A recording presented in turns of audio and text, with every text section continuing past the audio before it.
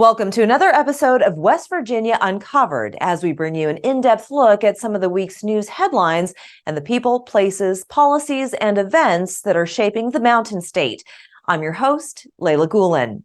In the news this week, Alderson Broaddus University has announced they will be dissolving the university and winding down their operations after the Higher Education Policy Commission voted unanimously Monday to revoke the private university's ability to offer degrees as a result of unsustainable financial liabilities. Students are now forced to transfer. Several state colleges offered paths to make that transition easier. Putnam County Prosecutor Mark Sarzea was sworn in Tuesday as the new West Virginia Homeland Security Secretary. Sarzea was in his fifth term as Putnam County Prosecutor. He replaces Secretary Jeff Sandy, who has retired. The Putnam County Commission chose West Virginia State Police Superintendent and former West Virginia Fusion Center Director Tom Kirk as the county's temporary prosecutor. In Kanawha County, one of two former aides at Holtz Elementary School in Charleston is on trial this week for allegedly failing to report abuse against special needs students. Lori Gibson worked under former teacher Nancy Boggs, who was sentenced to 10 years in jail for pleading guilty to 10 counts of misdemeanor battery against 3 students with disabilities in 2021. Lori Gibson faces 7 counts of failure to report, and another aide, Lisa Perdue, faces 6 similar counts. We are the nation's largest integrated healthcare system, providing life-changing care to over 9 million veterans. Our hands are busy, competent, skilled, healing, helping, and friendly. A place where diverse teams come together hand in hand to provide full patient-centered care. Working in state-of-the-art facilities with influential leaders in healthcare, all with a single goal in mind: to help veterans heal, recover, and get their lives back. In a place where everyone plays a part and where your efforts are truly appreciated. A place so innovative and forward-thinking that we're rebuilding hands, and where even robots lend a hand. Join hands with us. Learn more at vacareers.va.gov. We're joined today by Delegate Moore Capito of Kanawha County, Judiciary Chair and candidate for West Virginia Governor. Delegate Capito, thank you so much for being here. Welcome. Thank you so much, Layla. It's good to be with you today. Thanks for having me on. Yeah, absolutely. Well, let's start with a question that I'm sure you have to answer every single day. Why are you running for governor? Well, thank you for the question. And yeah, we do answer it, but we're glad to be able to answer that and tell our story. Let me just start by saying, as a lifelong West Virginian and as a father of 2 children, the future of West Virginia is personal to me. Obviously, this movement and this campaign is all about making West Virginia the best place to live, work, raise a family, and to retire.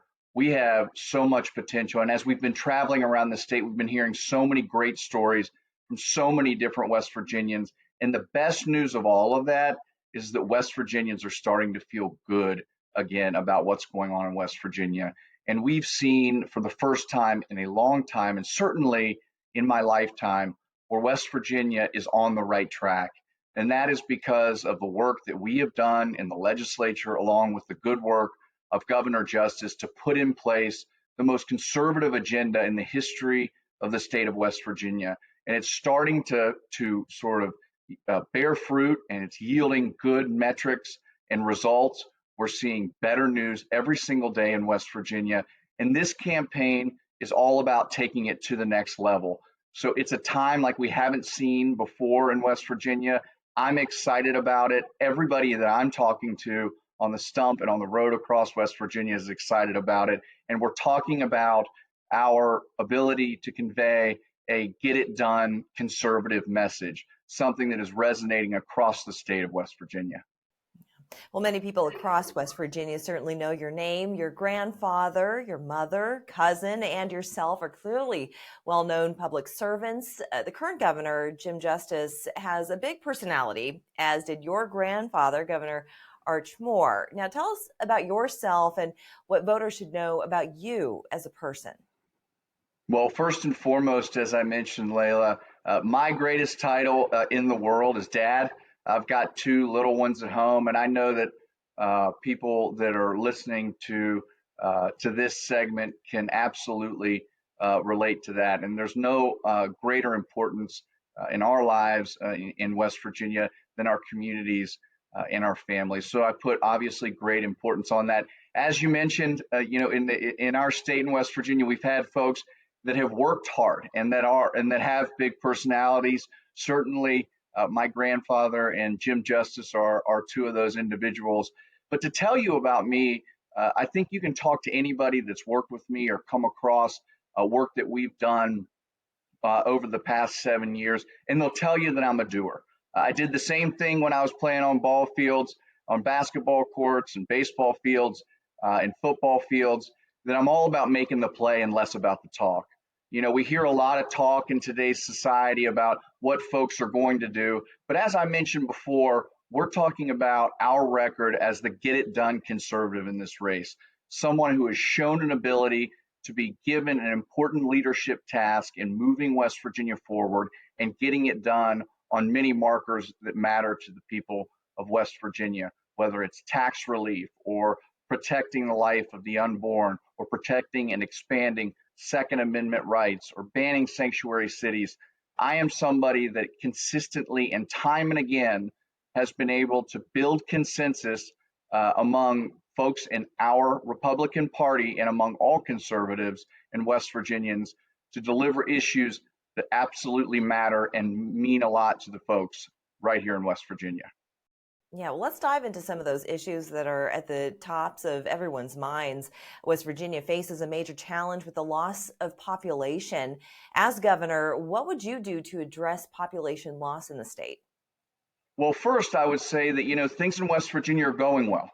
We're starting to see positive trends in West Virginia. When you look at where we were 7 years ago with a $450 million budget deficit and where we are today with a $1.8 billion budget surplus, that is a result of instituting conservative policies and trusting in the very foundational things that we have in common as Republicans and as conservatives. And a friend of mine had said the other day that I was out on the stump with that I'm the consensus conservative. I'm somebody that all conservatives have been able to work with. But the first thing that we have to do is we have to ensure that we have the absolute safest communities in the state of West Virginia. We are seeing craziness all over the country right now, running wild in some of these states like California and New York. And what we want to do is assure West Virginians and spread the message that West Virginia is the safest place to do business. It's the safest place to raise a family, and it's the safest place to retire. And I think what we will see if we commit to ensuring that we have safe communities, that our economy will grow, opportunities will increase, and we'll see more and more people move to West Virginia. And I've said it before, big part of that is putting fentanyl dealers and human traffickers on notice that if you push that stuff or you commit those crimes in the state of West Virginia, you're going to face a life sentence under my administration. We also, again, I'll refer to it as a father of two. Education's always on my mind. We have to empower our parents. We have to ensure that they're part of the decision-making process with their children's education. That means expanding educational choice in the state of West Virginia. That means involving parents in the curriculum that is taught in the classroom and making it a collaborative effort so that parents and teachers and administrators are working together to deliver results that will ultimately increase outcomes and close the achievement gap in West Virginia. And when you look at economic development, of course, we've had some wonderful developments here in the past couple of years with some very large investments in West Virginia. Those are great. We have to continue to go out and sell West Virginia. I can guarantee you, you will not find somebody that will go on knock on more doors. As I always say, nobody will knock on my door before I knock on theirs. We have to ensure that we continue to lessen the burdens on our existing businesses in West Virginia to ensure that they can grow, because we know that small business is the backbone to growth in the state of West Virginia. Keeping along that vein, this week it was announced that severance tax collections were down 93% from the prior year's receipts. The general revenue collections dropped 12.1%. What's your opinion on West Virginia's financial outlook? Well, again, I want to go back to our trend line here. Look at the trend line in West Virginia. You know, we typically, into the details of it all, I would say that, you know, folks want to look month by month, and that's obviously important. July is typically down year over year when we look at the budget. But really, when you look at the policies that are coming out of the Biden administration and the TC liberal Congress that we have right now, at least half of that Congress is blocking sort of steps forward that to take in Washington. But I know folks there are fighting hard against Joe Biden as well. But Joe Biden doesn't like our way of life. And that starts with putting his thumb on us being able to provide energy to the country. I can't think of a more important national security issue than energy independence. And who are the energy experts? Those energy experts are right in West Virginia. So we have a real opportunity to set the course toward energy independence, and West Virginia can lead the way. The good news from the question that you just asked is that personal income tax revenue is up. And so when you look at that, that's a direct result of the largest tax relief package in the history of the state of West Virginia that we passed earlier this year. And I was proud to cast my vote and play a leadership role in getting that across the line. So when you look at that, we cut personal income tax, but yet our income tax collections are growing. So what it proves is that tax collection works and the economy is starting to grow because we have more taxpayers that are contributing, which means more people are working, which is always a bonus in West Virginia. Well, given the recent reports, inflation, population loss, a flat budget, should West Virginia still be working to repeal the state income tax? Well, I will tell you, as a conservative, we're always looking to cut taxes on the hard-working people of West Virginia. As we're seeing right now, you know, we know that Bidenomics don't work. Inflation is a killer, and every single West Virginian is feeling that, particularly those that make less. It's a tax on everybody right now. But the good news is, at the state level, we're able to battle back.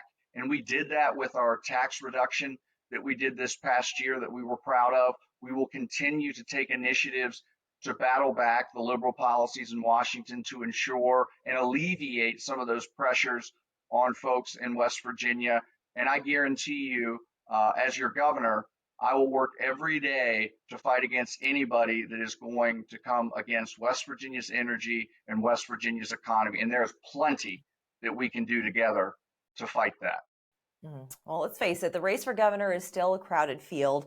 Attorney General Patrick Morrisey consistently refers to himself as the only proven conservative in the race. So what would you say to that comment, and what separates you from the other candidates? Look, very, very frankly,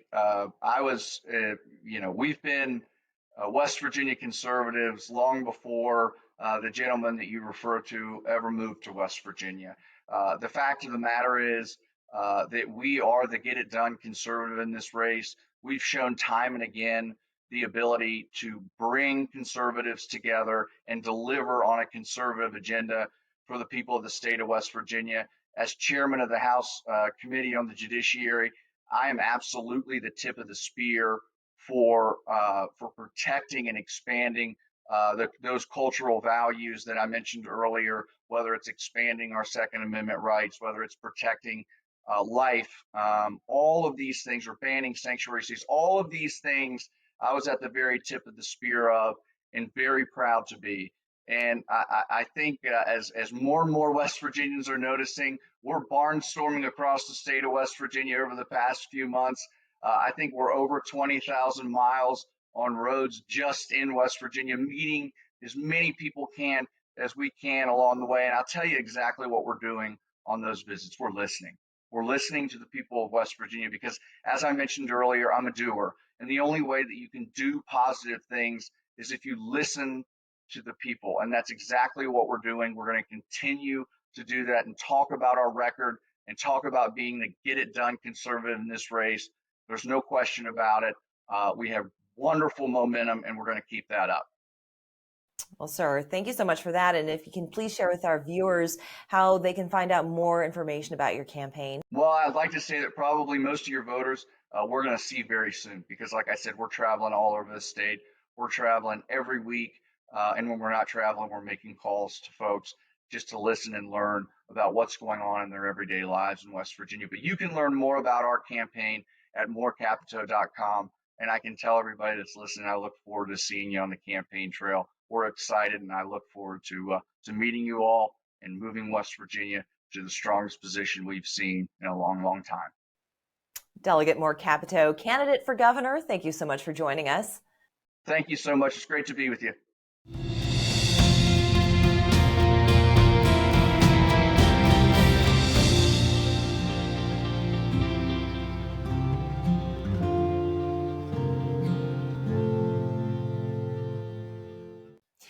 In Mason County, NUCOR Steel received the final permit they required to begin construction. The new plant is expected to employ 800 workers, and traffic on Route 2, where the plant will be located, is a concern for locals and officials with the state. Delegate Daniel Linville, chairman of the House Committee on Technology and Infrastructure, joins us now to discuss the infrastructure upgrade plan surrounding the NUCOR plant. Daniel, it's great to see you again. Hey, great to see you, Layla. Thanks for having me. Yeah, so could you tell us what plans the state has for infrastructure upgrades around the NUCOR site?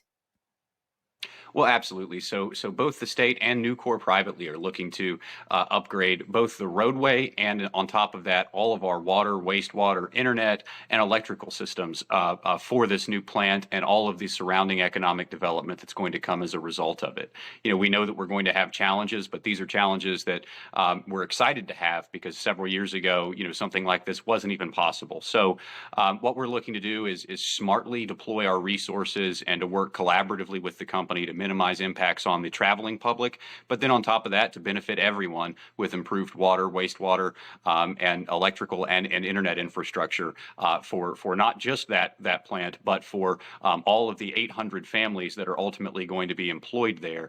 And we're looking very much forward to it. We're going to try to stretch every dollar as far as we possibly can, and we're wanting to show all businesses that are looking to site in West Virginia that we're a great place to do business. Now, is there a timeline for these improvements to begin, and when do you hope for them to be completed? Yes, ma'am. So we're already working on the designs and those sorts of things. I had meetings just last week with the Mason County Commission and their Economic Development Authority. We've been planning this basically since NUCOR, first announced that they were going to site here. Now, much like NUCOR, we also have to deal with permitting and the federal government and some of those things.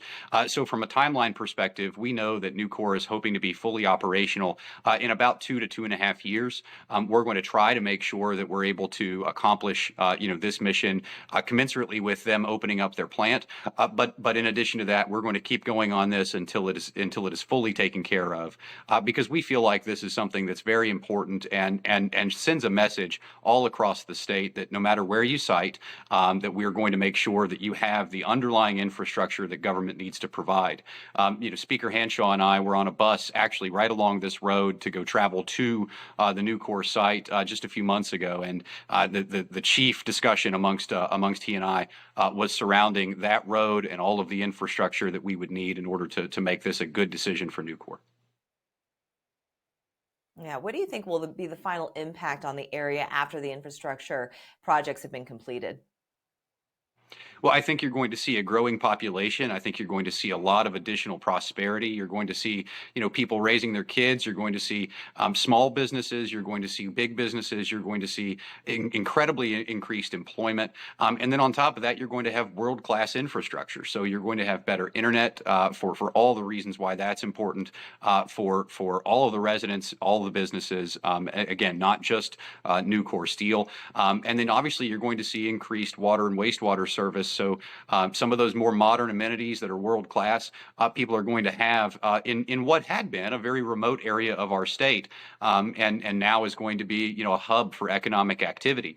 And so everywhere along the routes, as we're trying to get to NUCOR, is going to benefit from more reliable electricity, from additional water infrastructure, and certainly from internet, and then of course the traveling public is going to be able to get to their destination faster and safer. Now, I'd be remiss if I didn't ask you about the recent developments in your own Cabell County regarding the upcoming levy and the funding for parks and libraries. Could you speak to that?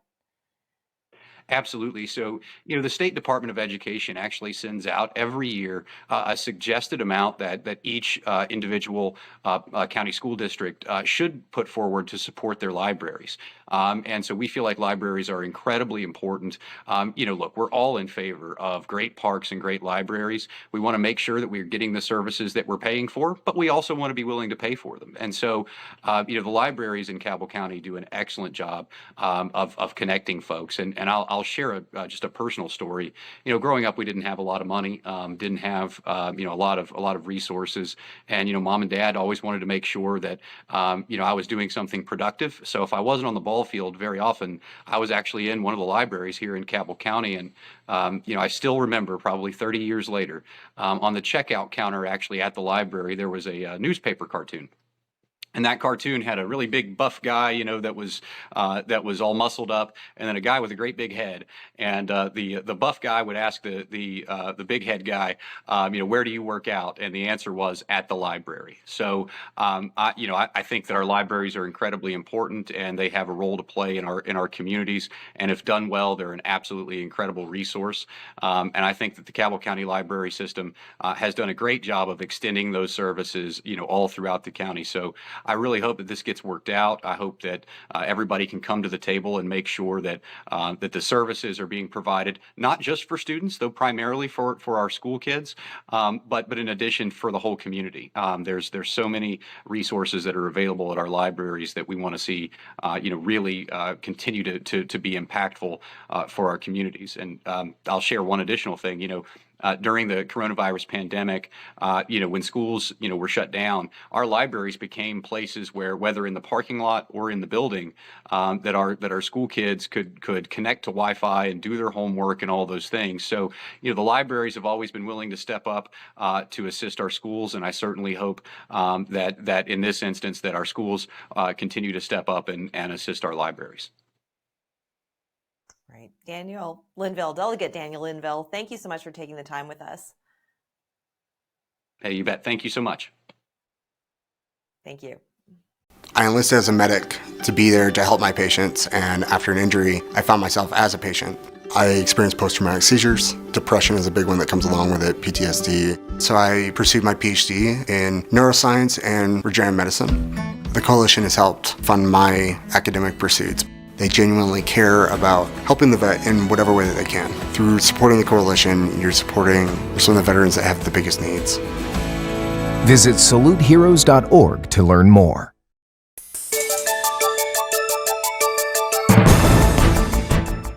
We are joined now by Jessica Rowley and Senator Mike Azinger. For almost a year now, Ms. Rowley has been working to bring public awareness of sexually explicit books in her community's public schools and libraries. Senator Azinger has also championed this cause in the state legislature. I want to welcome you both. Thank you. So before we get started, I want to notify our viewers that we're going to discuss and show some of the books that we found in libraries and schools. And this is adult-oriented material that is not suitable for children by typical broadcast standards. So to that point, I want to make it clear that the issue we at West Virginia Statewide News have covered is not targeted at plain text novels or reference materials, nor is it focused at LGBTQ issues. Our media company reviewed the works in question and determined them to be graphically illustrated, sexually explicit works that, in our opinion, meet the standard of West Virginia law, making it illegal to display obscene material to a minor. So with all of those disclaimers out of the way, Jessica, could you tell us how this all began? Yes, thank you for having us. So last fall, I walked into the local library here, the Wood County Library, and I went in to make documents or to make copies of documents. And when I walked past the front door, I noticed within 15 feet of the front door was a display entitled Banned Books. And, it piqued my interest because these were books that our American Library Association coordinates with libraries across the nation of controversial books. And so I had several of the books on the display piqued my interest. And so I checked out the books to investigate exactly what was controversial about these books. When I got home that evening, I was shocked and horrified at what I saw in the books, because as I walked in the library, I want to also make mention that there were several children walking around the display. And at any point in time, any one of these children could have picked up the book, looked at what was in the book, and we're talking very sexually explicit material, which I had no idea was inside these books. And that's really what got this started. And so myself and other concerned citizens, once we educated ourselves on what was inside this book, we went to the library board meeting the last Wednesday of the month. They have them every month at the last week of the month. We went to the library board meeting and we talked to the library board members, the library board president, and we informed them of what was inside the books. We asked them what their policy was for children in the library, and they stated that children have access to anything inside of the library. There is nothing restricted. So at that point, that's when we educated them of what was inside the book. So I'm going to show you the image that I saw and the image that I shared with the library board members. So you can see this is the book. It's entitled Genderqueer, and this was on display. And now I'm going to show you the image that I saw that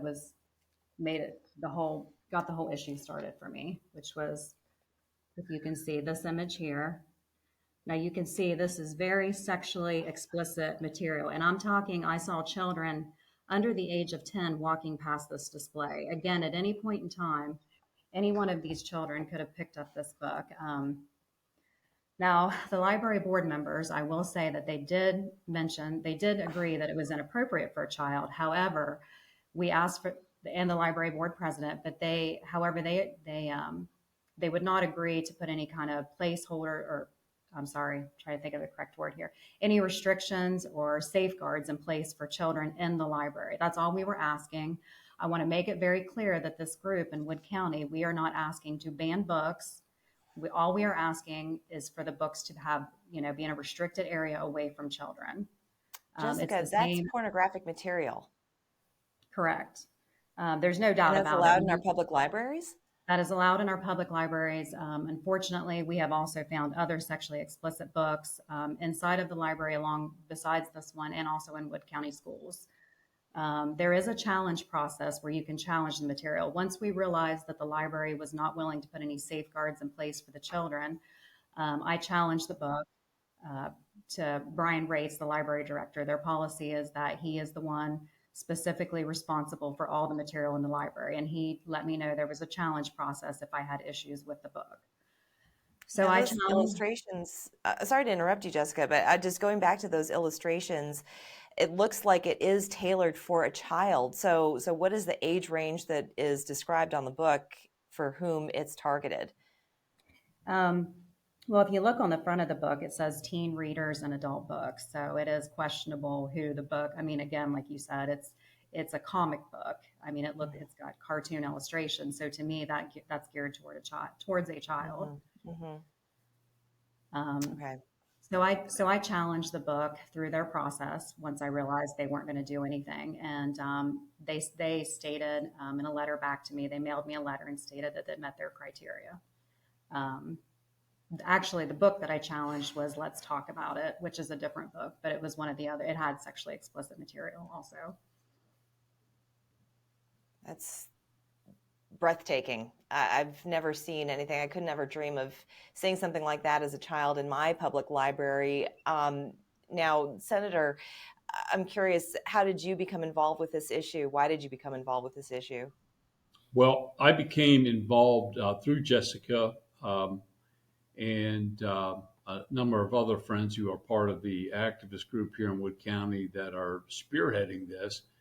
And I had the exact same expression on my face as you had on yours, Layla. It's just utter disbelief, and it's outrageous, and it makes you angry that children would have access to this kind of filth, and that's what it is. It's filth, and so Jessica she does what she did with this book with you, Layla. She does at city council meetings, at candidate meetings during election season.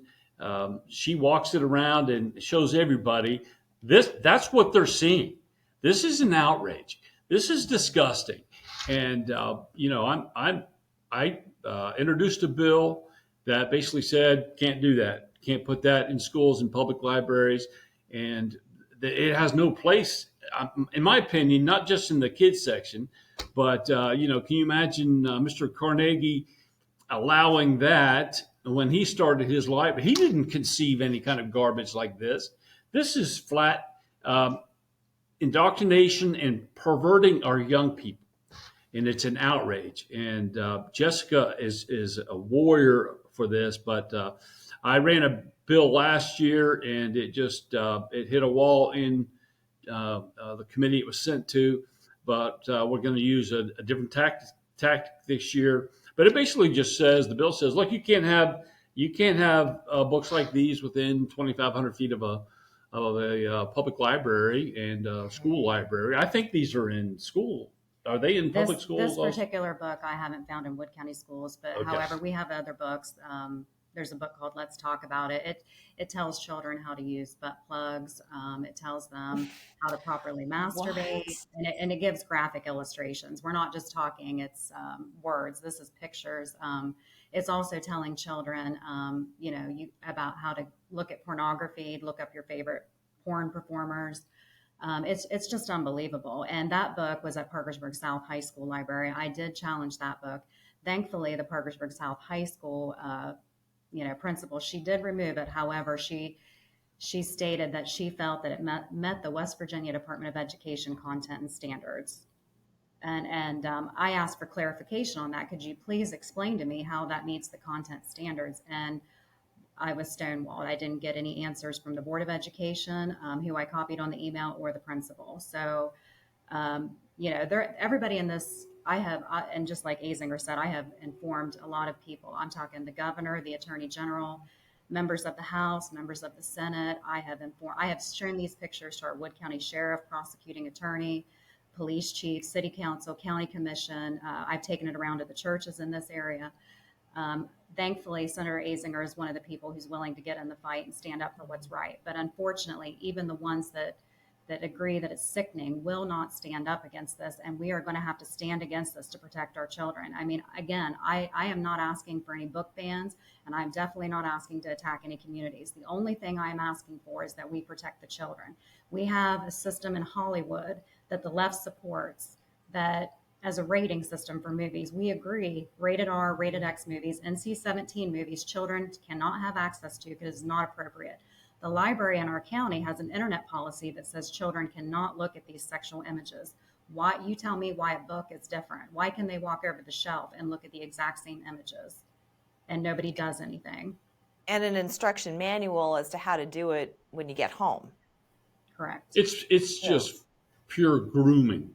Why else would you teach kids this?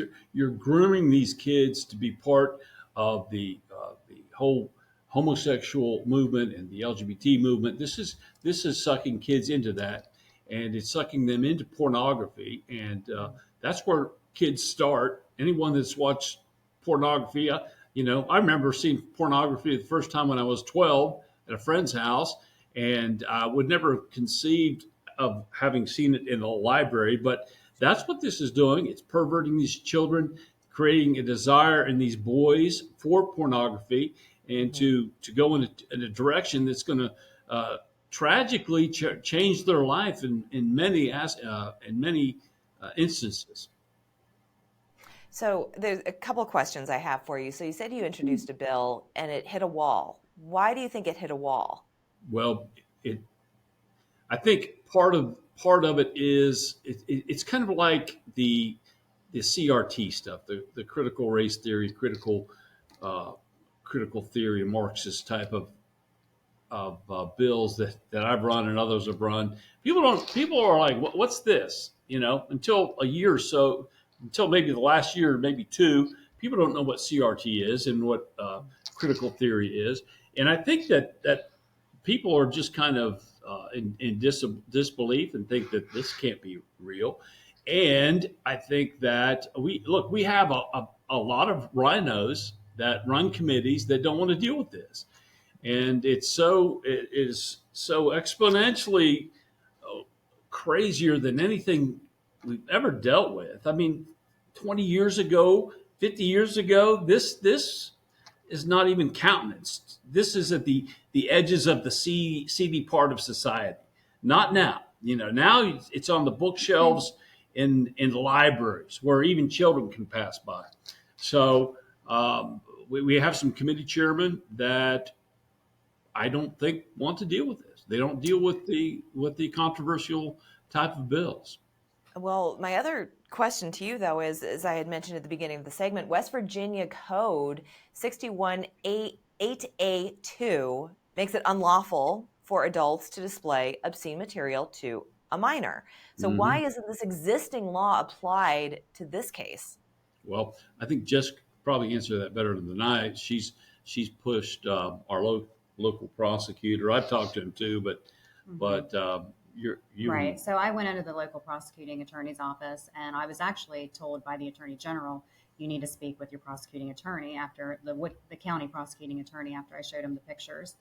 And so we set up an appointment, and I took the books in and I showed them to Pat Lefebvre, who is our county prosecuting attorney, and I showed him the state law that you were referencing, and he stated, well, there is a mention of artistic and literary value in the law. So if they could deem it artistic or literary, then that's how they're getting around it, basically. That just doesn't make any sense. Just because it's in a drawing, is that why they're calling it artistic license? Because it's part of the story.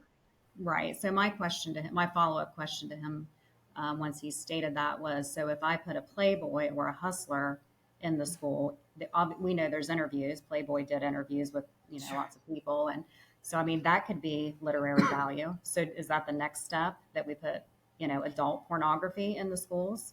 Because I mean, if that's how you're interpreting the law, there's the justification to put that in the schools and in the public libraries. What was their answer?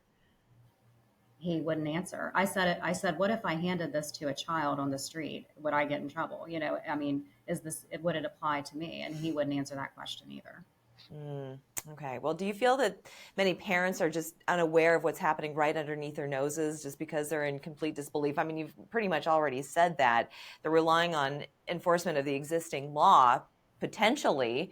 But what would your advice be to parents as to how to better police what their own children are looking at when they go to the public library?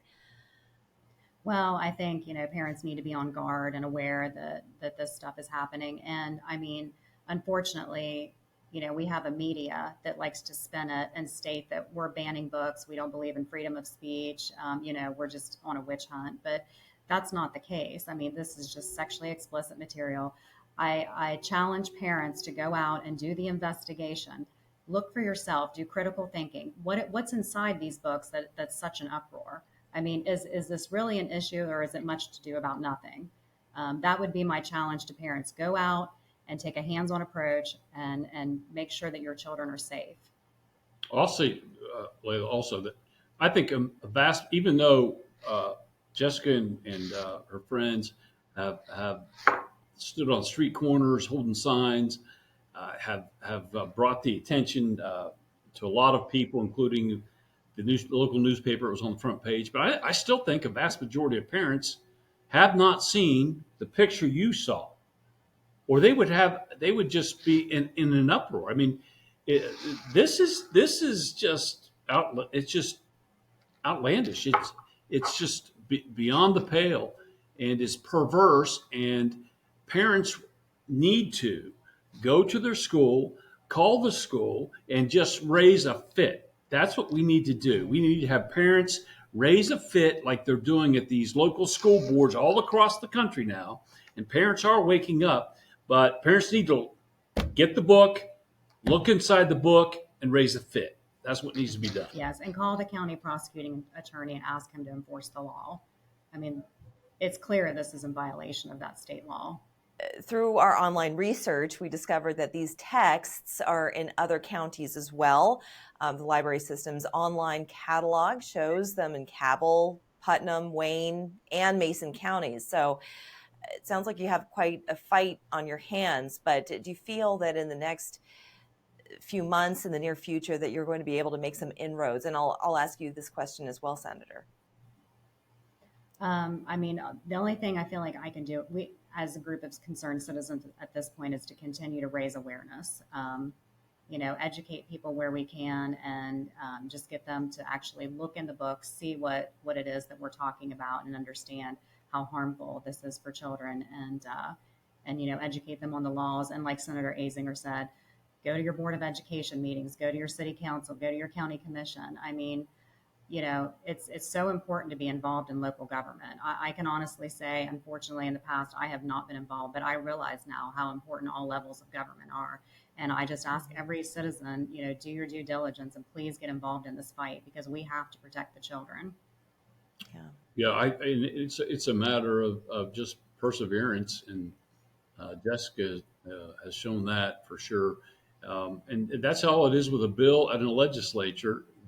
It's a matter of perseverance. It's like the religious freedom bill that we just passed last session in West Virginia. Well, the first time we ran it was in 2015, after West Virginia became a Republican majority for the first time in 83 years. So it failed in 2015, and all of a sudden in 2023, it passed just a piece of cake. So timing is a lot of things on these, and it's just a matter of not quitting, and just keep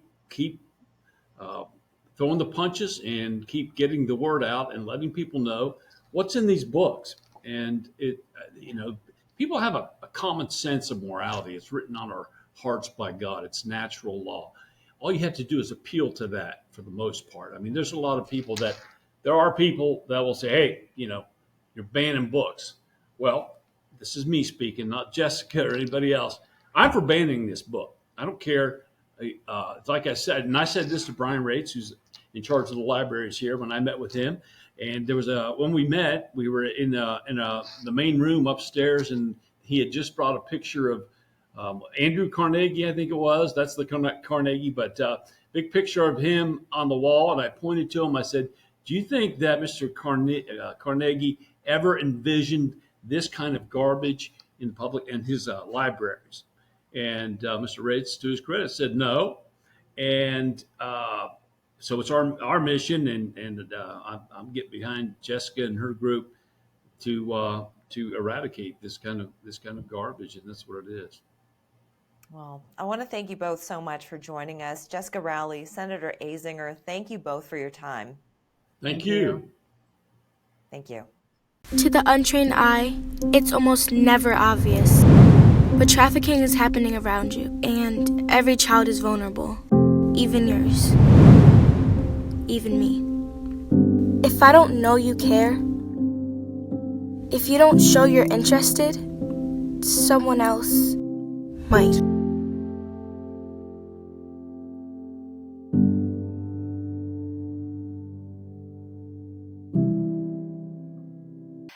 We are now joined by Ashley Stinnet with the Film Futures Foundation, a new nonprofit that has been launched to bring training and opportunities in filmmaking to underserved communities in Appalachia. It's good to have you with us. Hey, it's great to be here. I really appreciate the opportunity. Yeah, so tell us the idea behind this new foundation and why you decided to start it. So I've been involved in filmmaking, specifically as an actor, for right at about 20 years now, and I got to give props to my lifelong best friend Justin Williams, who is co-founder of this nonprofit. This was pretty much his brainchild. You know, we have talked about for years how to amplify the Appalachian voice within the film industry. And many years ago, West Virginia always had a state film office, and they went through a period of up and down, and then finally that kind of went away. That apparatus went away. And so the state was kind of in limbo, but all the while surrounding states were beefing up their film industry through legislative activities, specifically a film tax credit. And everywhere these tax credits were implemented resulted in a massive economic boost in places like North Carolina, Georgia, even to our neighbors up north in Pennsylvania. And so last year, the state legislature passed the film tax credit, which was really neat. It was hugely bipartisan support, signed into law. It's only been into effect right at 1 year, and there's already been well over 70, 80 productions that the film office has communicated with. And so during this whole process, though, there kept coming up this issue of workforce development and a training component built into this. And so, because what happened is other states like Georgia, North Carolina, Pennsylvania, they were seeing film tax credits in the upper 20%, maybe 30%, and they have a little bit of a higher threshold to get that tax credit back. So like in Georgia, you can get around 30% tax credit, but the threshold to get that is having a $500,000 minimum budget. We did something completely remarkable in West Virginia. Our threshold is only $50,000. And it's 26% tax credit, but if you use 10 or more West Virginians on a production, you can get up to 31% back. It's pretty remarkable. It's actually probably the most competitive in the United States, right here in West Virginia. Mm-hmm. So automatically, we were put on the radar for film companies outside of West Virginia. But the missing component of all this, when film companies started coming here, they were saying, gosh, we want to get this 31% tax credit, but we need 10 West Virginians that are skilled in some of these job roles that we need to film. And they're having trouble finding that.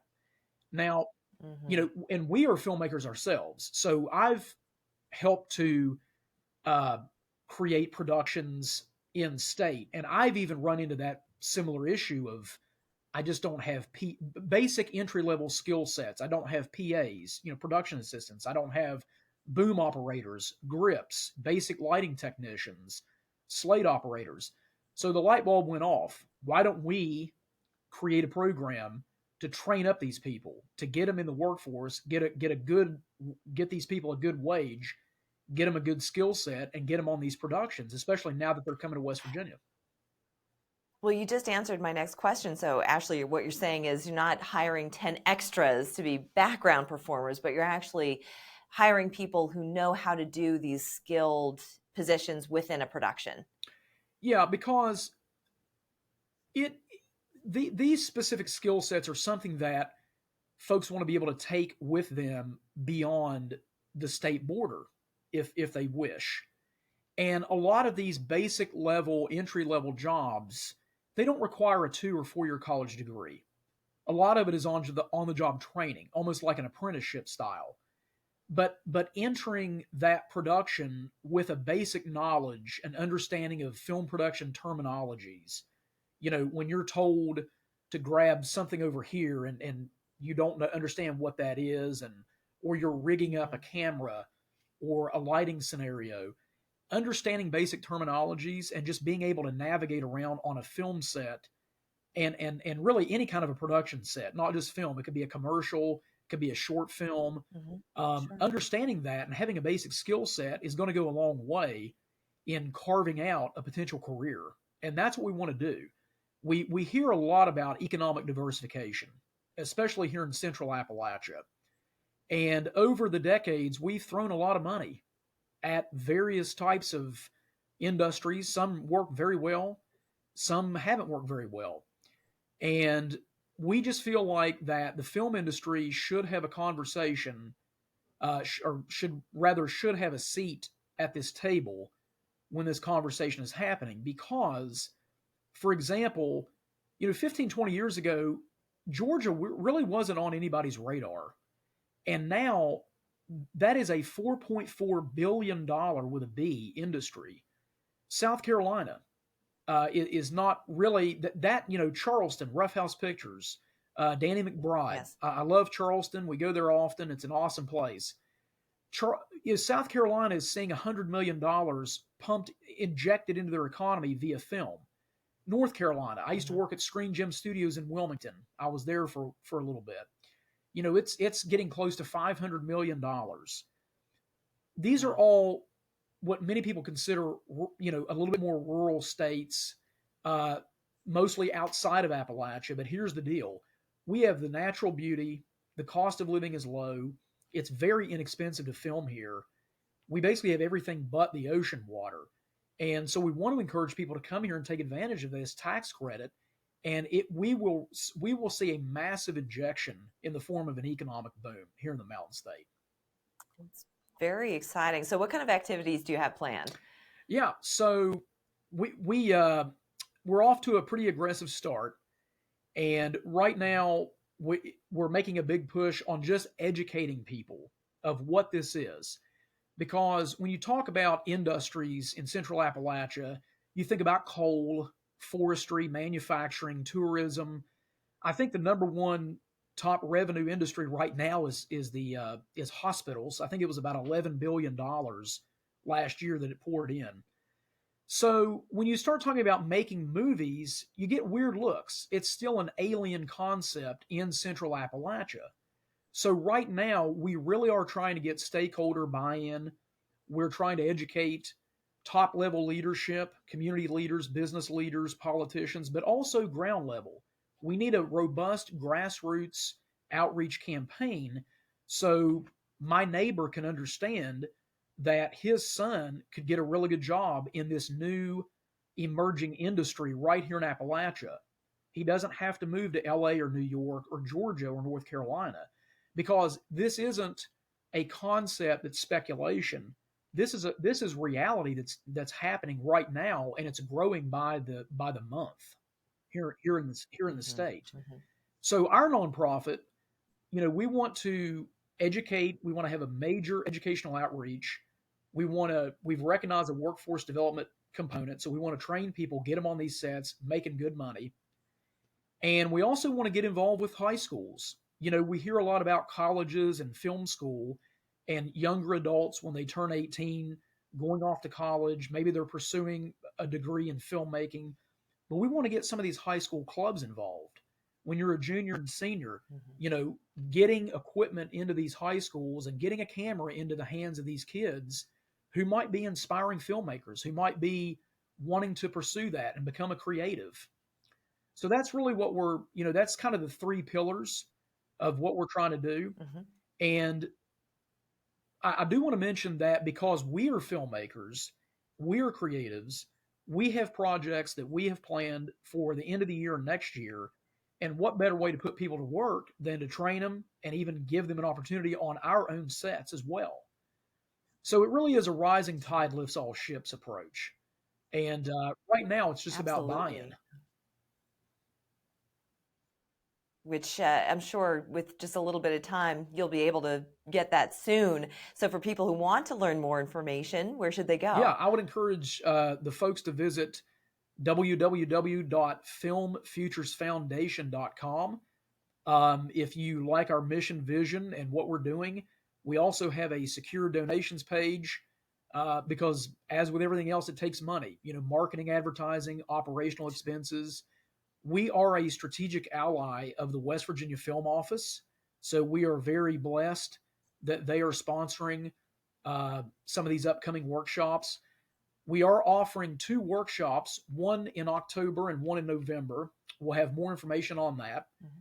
But both of those workshops will be basically geared towards entry-level grip work and lighting work. They will be 100% free to attend the workshop. So we are very excited about that. That's wonderful. Terrific work, Ashley. And no doubt you're going to find traction real fast. This is very exciting stuff. Love it. Thank you so much for joining us. Thank you so much for having me.